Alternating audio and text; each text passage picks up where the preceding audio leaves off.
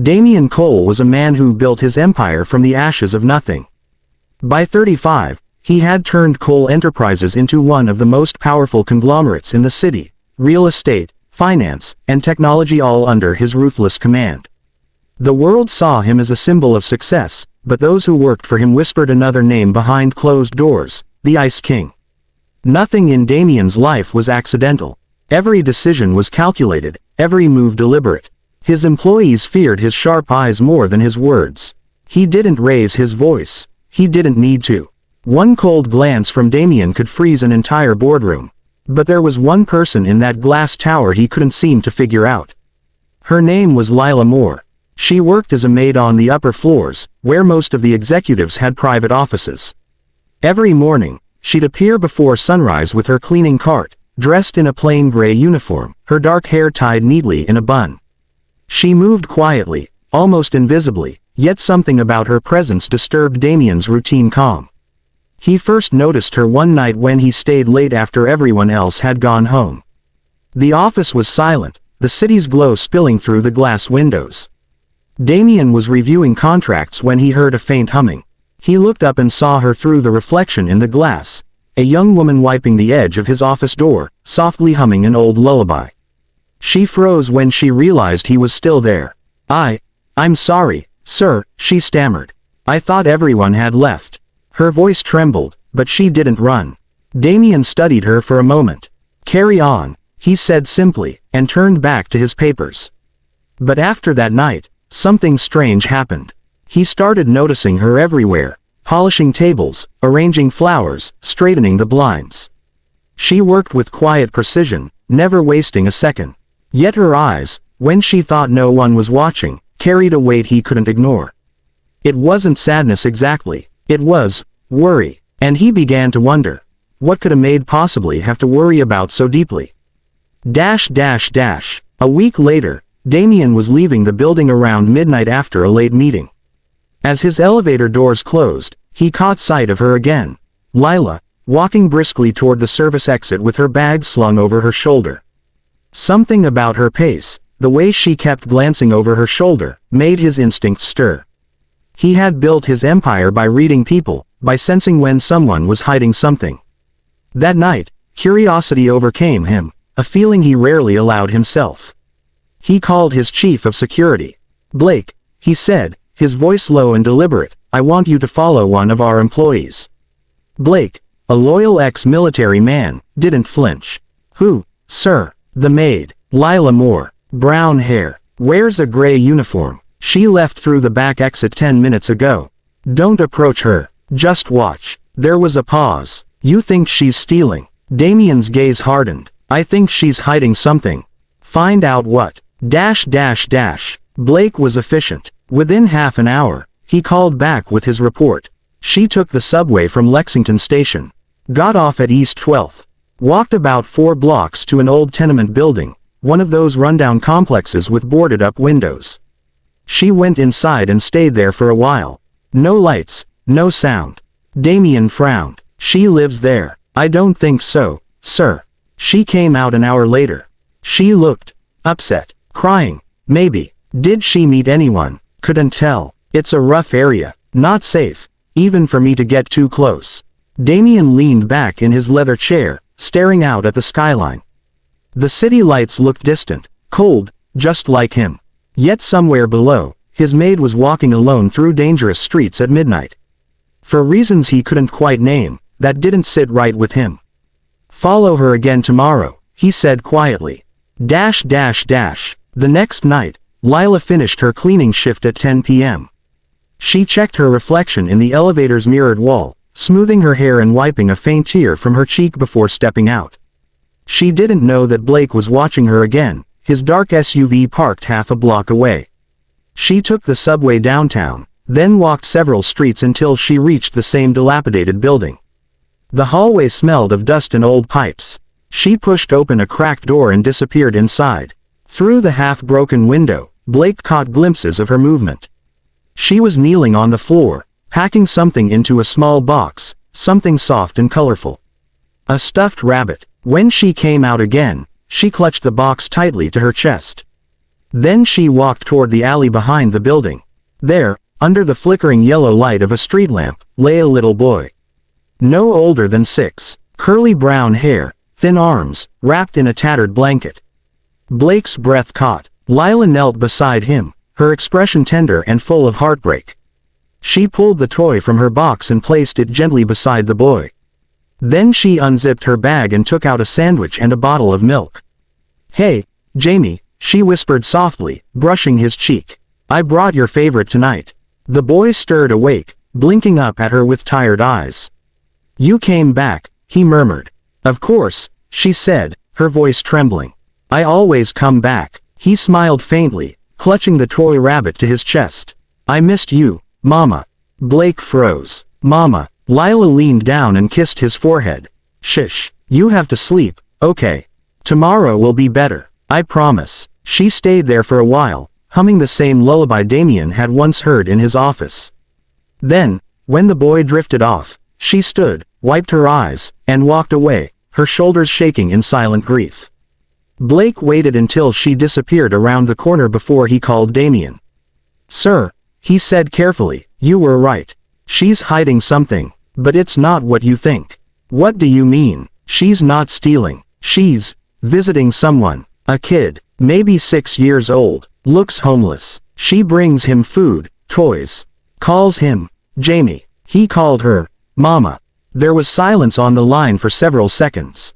"Homeless," Damien repeated quietly. "Yes, sir." "And she looked."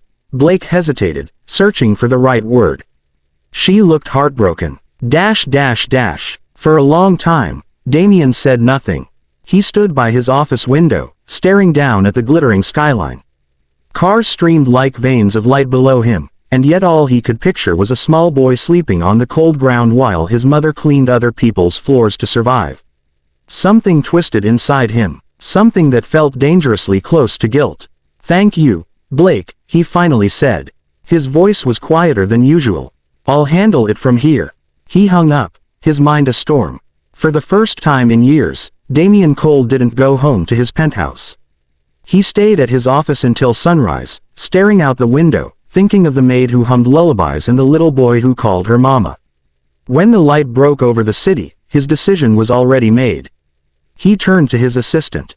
"When Lila Moore arrives today," he said, his voice cool but firm, "send her to my office immediately." And though no one knew it yet, that single order was about to change all 3 of their lives forever. When Lila arrived at work the next morning, she sensed something was wrong the moment she stepped into the marble lobby. The usual buzz of chatter among the staff was gone. People were whispering, glancing at her, then looking away. Before she could even clock in, a tall man in a black suit approached her. "Miss Moore." She froze, her hand still clutching the handle of her cleaning cart. "Yes, the CEO wants to see you. Now." Her heart dropped. "Mr. Cole," he gave a curt nod. "Follow me." Her knees trembled as she followed him through the long, glass corridor that led to the top floor. She had only been near the executive level once, during a late shift. Everything up here was pristine. White marble floors, panoramic city views, art that cost more than her entire year's salary. As the elevator doors opened, she caught sight of her reflection, eyes red from lack of sleep, hair tied too tightly, uniform creased from rushing. She tried to straighten herself, but it was useless. "Oh God, did someone see me last night?" she thought, panic rising in her chest. Did they find out about Jamie? The guard stopped outside a massive glass office and gestured for her to enter. She stepped inside cautiously. Damien Cole stood by the window, his back to her, the morning light outlining his tall, poised figure. He didn't turn right away. "Sit," he said simply. His voice was calm, but something in it made her pulse quicken. She obeyed, perching on the edge of the chair across from his massive desk. For a long moment, he said nothing. Only the faint hum of the city filled the silence. Then, without looking at her, he spoke. "I know where you go at night." Lila's blood ran cold, her breath hitched. "Sir, I don't lie," Damien interrupted quietly, finally turning to face her. His gray eyes met hers, piercing but not cruel. "My guard followed you. He saw everything." Her lips parted, but no sound came out. "I know about the boy," he continued. Jamie. At that, her composure broke. Her eyes flooded with tears she could no longer hold back. She bowed her head, clutching her trembling hands. Please don't fire me, sir. I didn't steal anything. I swear I didn't. I had nowhere else to go. Damien's tone softened, though his expression remained unreadable. Tell me the truth, Lila. Who is he? Her voice came out in a whisper, raw and cracked. He's my son. She took a deep breath, then everything came pouring out, the story she had held inside for years. She had once lived a normal life, before the world fell apart. Her husband, a kind but unlucky mechanic, had fallen ill. The medical bills piled up. She lost her apartment, then her job. After he passed away, she had nowhere to go but the streets. When she finally found work at Cole Enterprises through a cleaning agency, she thought things would get better. But the company's dorms didn't allow children. Jamie was too young for shelters, and social services had waiting lists longer than her patience could bear. I couldn't let them take him away, she said through tears. He's all I have left. So I found a corner near that old building. I leave him there with what little food I can bring. I visit him every night, just to make sure he's still okay. Her voice cracked. I know it's not safe. But it's all I can do. Damien listened in silence. He didn't interrupt. Every word pierced through the armor he had built around himself. He had grown up believing strength meant power, money, control, winning at all costs. But as he looked at the exhausted woman before him, he saw a different kind of strength. Why didn't you tell anyone? He asked softly. She looked up, tears glistening on her cheeks. Because people don't help maids, Mr. Cole, she said bitterly. They replace them. Her words hit him like a blade. He turned away, pacing toward the window, trying to hide the emotion rising in his chest. After a long silence, he spoke again. Get your son. Right now. Lila blinked in confusion. What? I said, he repeated firmly, facing her again, get your son. I'm coming with you. Sir, you don't have to. I'm not asking, he interrupted. I'm telling you. An hour later, Damien's sleek black car pulled into the alley where Jamie slept. The neighborhood was barely awake, the air smelled of rain and rust. Lila hurried ahead, her heart pounding. She found Jamie curled under his blanket, shivering in the cold morning air. Jamie, she whispered, kneeling beside him. Sweetheart, wake up. The boy stirred, blinking up at her. When he saw the man in the tailored suit standing a few feet away, he flinched and hid behind his mother. It's okay, Lila said softly.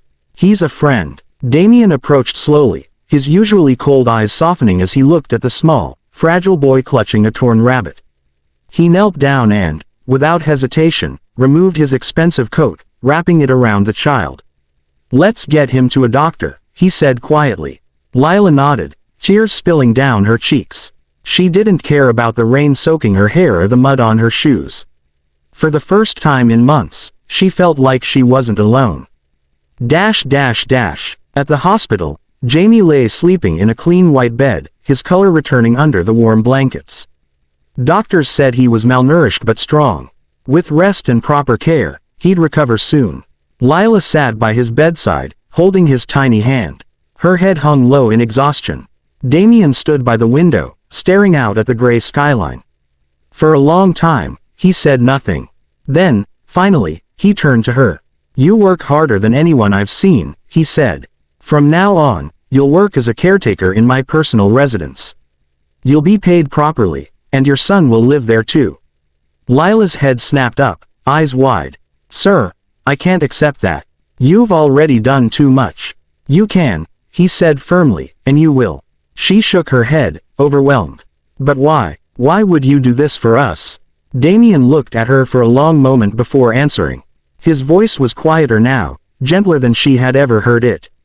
Because I ordered someone to follow you, he said, thinking I'd catch you stealing from me. But what I found instead, he exhaled slowly. What I found reminded me of what real courage looks like. He stepped closer, his expression sincere. You didn't take from anyone, Lila. You gave everything you had. And people like you deserve more than the world ever gives. Her lips trembled. I don't know what to say. Say nothing, he said simply. Just let me help. That night, for the first time in months, Lila and Jamie slept in a warm, safe room inside Damian Cole's penthouse. Jamie was fascinated by everything: the tall glass windows, the soft carpet, the piano in the corner. He looked up at his mother with a sleepy smile. "Mama, are we dreaming?" Lila kissed his forehead. "If we are," she whispered, "I don't want to wake up." When Jamie finally fell asleep, Lila stepped out onto the balcony.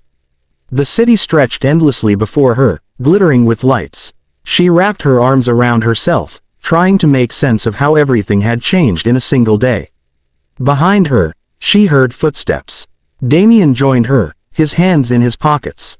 "You know," he said quietly, gazing at the skyline, "I thought I was the one saving you."